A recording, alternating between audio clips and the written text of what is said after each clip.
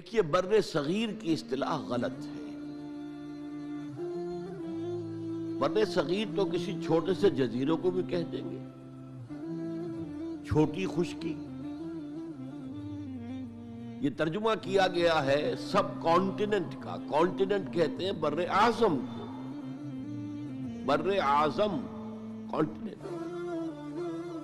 تو اعظم سے نیچے آتا ہے عظیم، یہ بر عظیم ہے ہند، بر عظیم پاک و ہند، آج ہم اسے پاک و ہند کہیں گے، پہلے یہ بر عظیم ہند تھا۔ یہ غلط لفظ ہمارے ہاں لکھنے میں بولنے میں آ گیا ہے۔ بر صغیر تو کسی چھوٹے سے جزیرے کو بھی کہہ دیں گے، چھوٹی سی خشکی۔ یہ بہت بڑی خشکی ہے، یہ بر اعظم ایشیا کا ایک بہت بڑا علاقہ ہے، اس لیے اعظم سے ایک سیڑھی نیچے اتریے تو عظیم ہوتا۔ یہ بر عظیم ہے، بر صغیر نہیں۔